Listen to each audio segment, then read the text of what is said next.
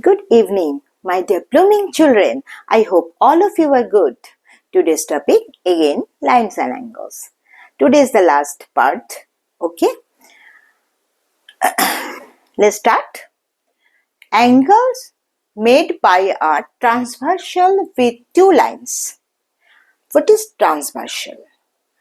A line which intersects two or more given lines at distinct points is called the transversal of a given line. मानो यहाँ पर दो line है A B and C D.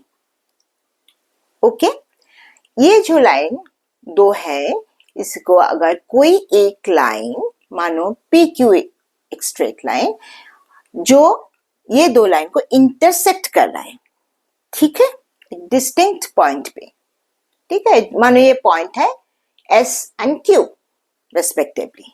Okay, तो हम बोल सकते हैं कि जो पी क्यू है ये दो लाइन का ट्रांसवर्सल. किस किस का? A B and C D का ट्रांसवर्सल कौन है? P Q. क्लियर बच्चों? अब P Q is the transversal of the line AB and CD respectively. Clear? Transversal किसे बोलते हैं हम? Okay?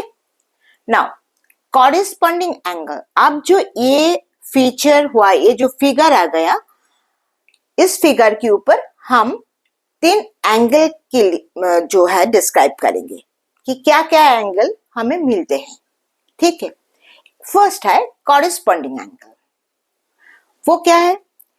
To angles on the same side of a transversal are called corresponding angles if both lie either above the two lines or below the two lines.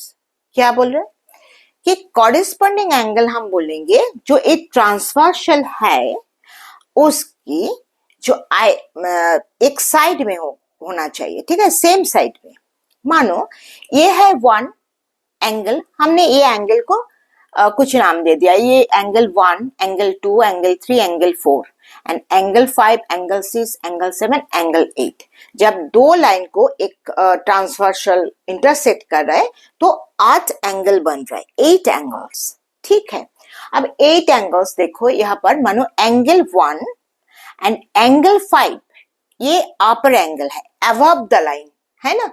CD का भी above है and AB का भी above है. ठीक है, तो ये जो दो है ये है corresponding angle. Angle 1 and angle 5 is the corresponding angle.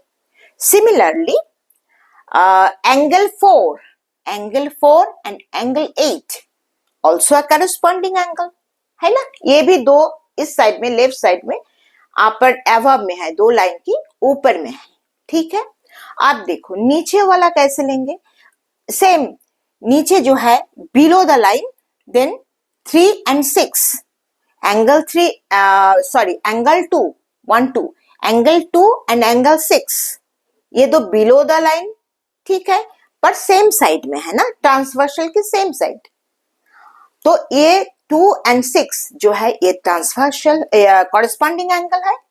And transversal की इस साइड में बिलो द लाइन, CD का बिलो एंड AB का below 3 and 7, then 3 and 7 also corresponding angle. किसे हम corresponding angle बोलेंगे, ठीक है ना. जब दो angle same side of the transversal either above the line or below the line. above और below नहीं होगा. 1 और 6 no, 1 5 दो लाइन की ऊपर होना है या दो लाइन के नीचे और एक ही साइड में होना है. ऐसा नहीं है 4 and 5 नो, 4 के साथ 8 होगा क्योंकि ये सेम साइड में है और ये सेम साइड में है, 1 5 सेम साइड में है. ठीक है, और बिलो होगी तो बिलो मतलब 2 6 3 7. क्लियर बच्चों? Okay, no problem. क्लियर हो गया. एक तो ट्रांसवर्सल किसे बोलते हैं, फिर हम देखेंगे करस्पॉन्डिंग एंगल्स क्या है. Now alternate interior angle. Alternate interior angle क्या है? एक तो कॉरेस्पॉन्डिंग एंगल्स को हम डिनोट करेंगे एंगल एस से. ठीक है, अब ऑल्टरनेट इंटीरियर एंगल क्या है? ये है मानो 3 and 5 देखो जब ट्रांसवर्सल कट किए हैं तब जो ये ऑपोजिट बन रहा है, ठीक है, अबव का नहीं, ये 4 एंगल होते हैं। कैसे ऑल्टरनेटिव? एक दूसरे का ऑल्टरनेटिव है, मतलब दो दो पेयर। क्या? 3 and 5 इंटरनल, क्या बोले? Interior angle. ये है इंटीरियर, ये जो एंगल है ये एक्सटीरियर एंगल है ना, लाइन की बाहर है, और ये जो है इंटीरियर एंगल अंदर में जो है, ठीक है। जो इंटीरियर एंगल है तो उसे हम बोलेंगे कि 3 and 5, 3 and 5 इंटीरियर एंगल, ठीक है। ये है alternate interior angle, alternate interior angle. And 2 and 8, 2 and 8 alternate interior angle. Clear? एक हमने देखा कॉरेस्पॉन्डिंग एंगल, सेम साइड में होना है, above above, below below. And और एक देखा अल्टरनेट इंटीरियर एंगल, जो इंटीरियर में दो लाइन का अंदर में है, बाहर में नहीं, एक्सटीरियर में नहीं, ठीक है। 3 and 5, 3 and 5, 2 and 8, ये है ट्रांसवर्सल की ऑपोजिट साइड में लेना है, ठीक है। अब एक कंसेक्यूटिव, ये है अल्टरनेटिव इंटीरियर एंगल हो गया। अब एक consecutive interior angle, consecutive interior angle क्या है? मानो the pair of interior angles on the same side of the transversal are called pair of consecutive interior angle. क्या है? मानो 2 and 5, ये है कंसेक्यूटिव। मैंने क्या देखा? Alternate interior angle, alternate opposite side में होना, और सेम साइड में होना है, सेम साइड में इंटीरियर एंगल क्या क्या है? सेम साइड में 2, 5। Then 2 and 5 are consecutive interior angle, and 3 and 8 consecutive interior angle, ठीक है।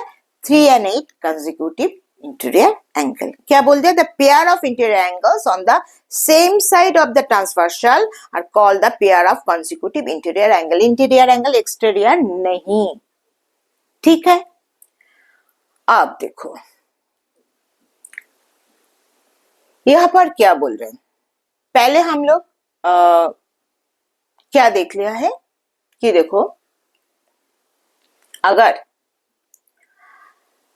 यहां पर एक ट्रांसवर्सल की जो हमने देख लिया, ये फिगर से हम 3 एंगल के बारे में जान ली। अब एक कंडीशन अप्लाई होगा। क्या कंडीशन? अगर ये जो दो लाइन है, ये देखने से ही पता चल रहा है ना कि ये पैरेलल लाइन तो है नहीं, ये दो पैरेलल नहीं है। ट्रेन का लाइन देखे है ना, ट्रेन का जो पटरी पैरेलल जाते हैं, है ना, तो उसी तरह अगर पैरेलल हो, ठीक है, मानो A B and C D parallel, ठीक है, then transversal P Q intersect A B and C D at the point R and S respectively, ठीक है। क्या बोल दे? A B and C D को पी क्यू जो लाइन है और ट्रांसवर्सल है जो कि इंटरसेक्ट किया है आर एंड एस रेस्पेक्टिवली, ठीक है। और एस आर बोल सकते हैं हमें, क्योंकि ए बी का तो एस, ठीक है, और ये है आर, ठीक है। अब 3 कंडीशन है। क्या कंडीशन है? ये अगर पैरेलल है तो 3 कंडीशन सेटिस्फाइड होंगे। क्या क्या? एक, each pair of the corresponding angles are equal. अगर ये दो पैरेलल है तो कॉरेस्पॉन्डिंग एंगल जो हमने पढ़ लिया, जो कॉरेस्पॉन्डिंग एंगल देख लिया एक दूसरे का, जो कॉरेस्पॉन्डिंग है, जैसे एक 1 and 5 कॉरेस्पॉन्डिंग एंगल्स, वो इक्वल हो जाएगा। क्या हो जाएगा? 1 and 5 इक्वल हो जाएगा, ठीक है। इसी तरह 2 and 6 इक्वल हो जाएगा। इस साइड में देखो 4 and 8 इक्वल है, एंड यहां पर है 3 and 7 जो इक्वल है, ठीक है। अगर ये दो पैरेलल है तो corresponding angles are equal. Each of the corresponding angles, all corresponding angles, जितना कॉरेस्पॉन्डिंग एंगल्स है वो इक्वल हो जाएगा, ठीक है। Next, each pair of alternative interior angles also equal.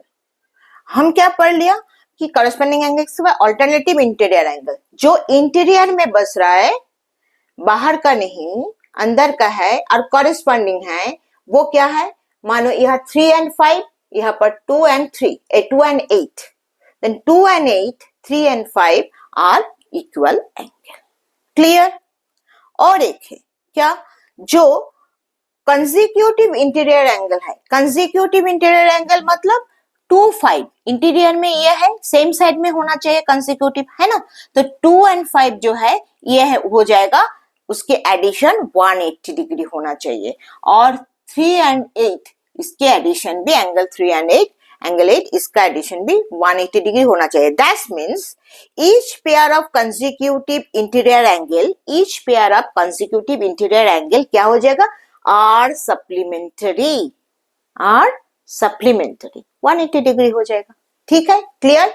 ये 3 फुलफिल हो जाएगा जब ये पैरेलल, 2 लाइन पैरेलल है जो ट्रांसवर्सल इंटरसेक्ट करते हैं, ऐसा 2 लाइन जो पैरेलल है.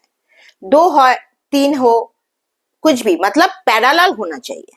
ठीक है, अब देखो ये क्वेश्चन ले लेते हैं. ठीक है, A B parallel C D बोल दिए है, A B parallel C D. ठीक है, देन एंगल यहां पर देखो 1 2 3 4 एंड 5 6 7 8, इसके साथ कंपेयर मत करो, ये अलग से हमने लेके समझाए. और ये क्वेश्चन है, क्वेश्चन में दिया हुआ फिगर है. ठीक है, 1 2 3 4 एंड 5 6 7 8. यहां पर बोल दिया angle 2 and angle 1, angle 1 and angle 2, ये ऊपर वाला एक्सटीरियर 2 एंगल. ठीक है, इज इक्वल टू 3:2. ठीक है, तो हम बोल सकते हैं, तो determine all the angles from 1 to 8. ठीक है, जितना भी एंगल है उसका वैल्यू निकालो. अब देखो क्या बोल दे, अगर हम ये है तो हम बोल सकते हैं ना कि angle 1 is equal to 3x ले लिया और angle 2 is equal to 2x. ठीक है, तब ये common factor x, then angle 1 plus angle 2 is equal to 180, क्योंकि ये जो है देखो एक रेज जो है एक स्ट्रेट लाइन के ऊपर, एकदम एक स्ट्रेट लाइन के ऊपर है. ठीक है ना, तो हम इसे बोल सकते हैं कि ये इसका वैल्यू क्या हो जाएगा, तब ये 180 डिग्री हो जाएगा, है ना. लीनियर पेयर जैसा, लीनियर पेयर हो रहा है तो ये 180 डिग्री. ठीक है ना बच्चों, लास्ट वीडियो में हम लोग पढ़ लिया ना लीनियर पेयर क्या है.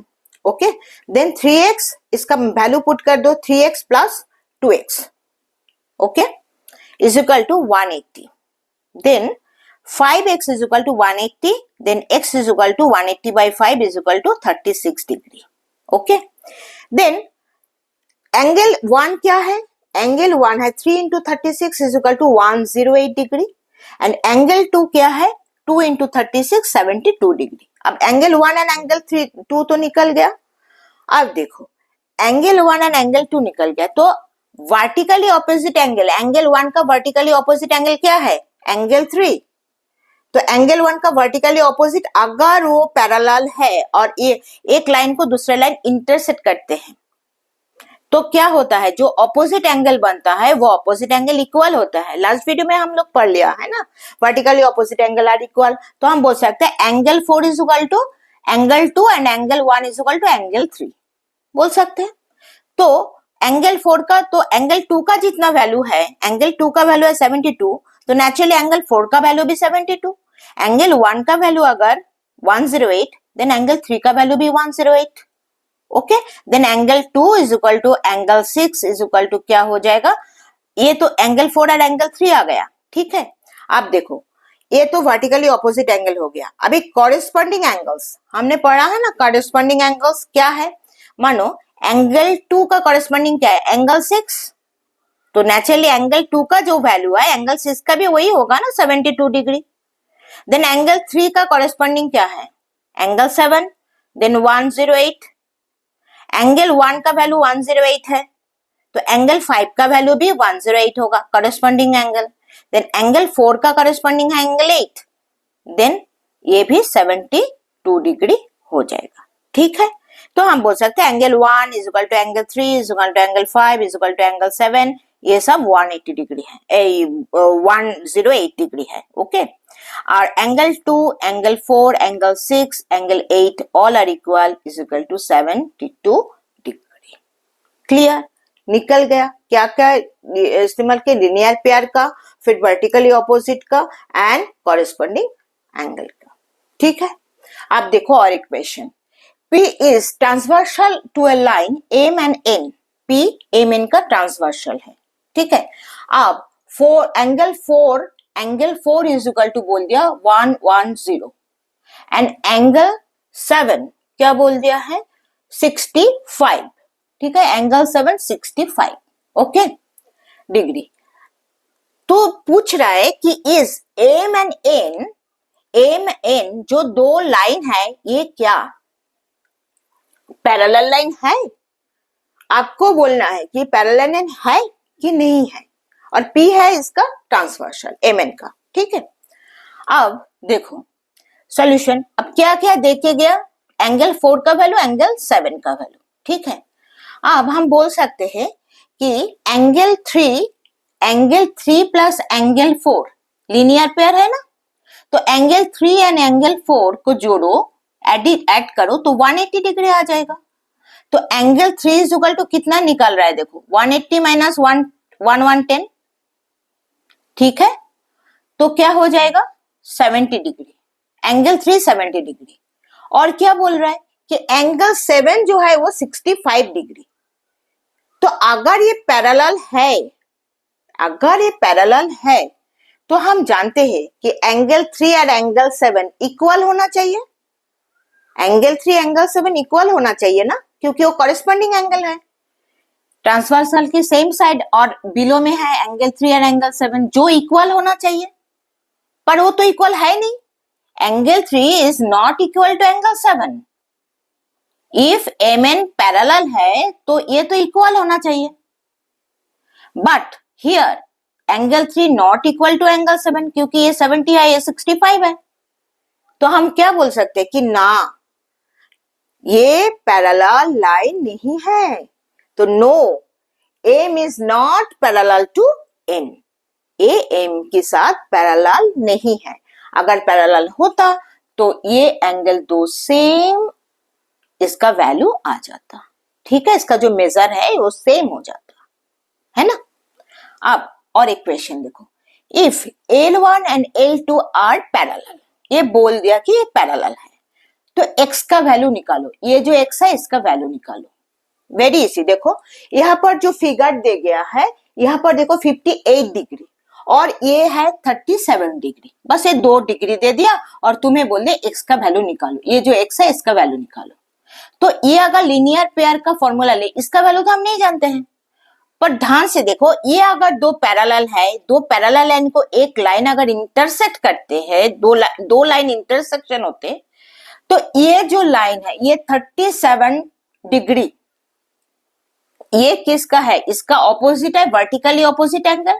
मानो इसका नाम दे दिया 1 और इसका है 2, तो angle 1 is equal to angle 2, क्योंकि ये वर्टिकली ऑपोजिट एंगल है, ये वर्टिकली ऑपोजिट एंगल है।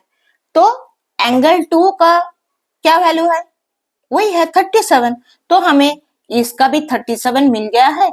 तो 58 प्लस 37 प्लस x, ये लीनियर पेयर है, तो हम लिख सकते हैं 58 degree plus 37 degree plus x degree is equal to 180 degree, लिख सकते हैं ना बच्चों।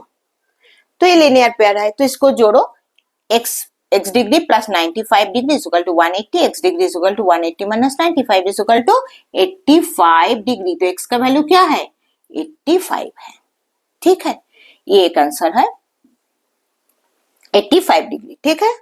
समझ में आया कि नहीं, क्लियर है बच्चों।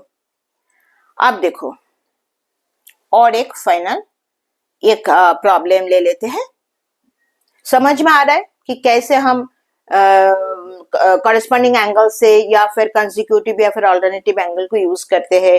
पहले भी हम लोग जो पढ़ लिया आपका लीनियर पेयर वाला, ठीक है, और वर्टिकली ऑपोजिट एंगल, ये सब कैसे अप्लाई होते हैं, ठीक है ना। और ये 3 को आप लोग जरूर याद रखना, ठीक है। जब पैरेलल हो जाएगा तो ये फैक्टर, ये सेटिस्फाइड होना है 3 कंडीशन, तो इसको जरूर याद रखना, ठीक है। और ऐसे कैसे हम सबका एंगल निकाल सकते हैं, ठीक है। ये भी ये तरीका, ये जो प्रोसीड्यूर है, इसी से हम कई सारे प्रॉब्लम सॉल्व कर सकते हैं, ओके ना बच्चों। आप देखो, ये है last question. If L M N are three lines such that L M जो पैरेलल है, ये 3 लाइन है, एल एम पैरेलल है बोल दिया, ठीक है, एल एम पैरेलल है, और क्या बोल दिया, एन एल के ऊपर परपेंडिकुलर है, एन एल के ऊपर परपेंडिकुलर है। इसका मतलब जब परपेंडिकुलर होगा तो ये जो एंगल है, ये एंगल ऑब्वियसली 90 डिग्री है ना। एक लाइन के ऊपर दूसरा लाइन परपेंडिकुलर मींस जो एंगल बनता है वो 90 डिग्री है। तो इसका नाम दे दिया, मानो ये 1 है एंगल है 2 है, और हमने अज्यूम कर लिया कि जी L and M are parallel and N intersect them P and Q respectively. इसमें P से यहाँ पर P पॉइंट पे इंटरसेक्ट किया, यहाँ पर Q पॉइंट पे इंटरसेक्ट किया, और वो जो एंगल है 1 और 2 हमने पकड़ लिया, ठीक है। अब हम बोल सकते हैं कि N L के ऊपर परपेंडिकुलर है, तो ये एंगल 1 90 डिग्री, ठीक है, एंगल 1 क्या है 90 डिग्री है कि नहीं। आप देखो, angle 2 is equal to angle 1, क्यों, क्योंकि ये है कॉरेस्पॉन्डिंग एंगल, एक तो कॉरेस्पॉन्डिंग एंगल है ना, ये 2 कॉरेस्पॉन्डिंग एंगल है 1 एंड 2, क्लियर। और एल पैरेलल एम, एल और एम पैरेलल है, अगर ये पैरेलल है और ये कॉरेस्पॉन्डिंग एंगल है तो बोथ एंगल आर इक्वल। हमने ये कंडीशन पढ़ा कि ये कॉरेस्पॉन्डिंग एंगल है और ये पैरेलल है 2 लाइन, तो ये इक्वल हो जाता है। देखो ये कंडीशन, फर्स्ट कंडीशन अप्लाई हो रहा है, तो ये कंडीशन से angle 1 and angle 2 same equal है, तो हम बोल सकते हैं ना कि एंगल 2 भी 90 डिग्री है, एंगल 2 ऑब्वियसली 90 डिग्री है ना। तो एंगल 2 अगर 90 डिग्री है दैट मींस इसको भी तो परपेंडिकुलर में इंटरसेक्ट कर रहे हैं ना, तो इसके ऊपर एन परपेंडिकुलर है, एम के ऊपर एन परपेंडिकुलर है, 90 डिग्री है मतलब वो परपेंडिकुलर है, परपेंडिकुलर है मतलब जैसे 90 डिग्री है वाइस वर्सा 90 डिग्री है मतलब परपेंडिकुलर है। क्लियर ना बच्चों, इजी है, कोई प्रॉब्लम नहीं। तो एन एम के ऊपर परपेंडिकुलर है, ये प्रूव्ड है। क्लियर। ये जो नोट्स है आप लोगों को मेरे टेलीग्राम चैनल में मिल जाएगा, और टेलीग्राम चैनल का लिंक आप लोग जानते ही हो कि मेरे डिस्क्रिप्शन बॉक्स में दिया गया है, ठीक है, वहां जाके ये नोट्स देख लीजिए अगर कोई प्रॉब्लम है तो। ठीक है बच्चों, आज के लिए इतना ही, और ये वीडियो आप लोगों को अच्छा लगता है तो जरूर लाइक एंड शेयर कर दो, और वीडियो को मेरा चैनल को सब्सक्राइब कर लेना, ठीक है बच्चों। Stay safe, bye.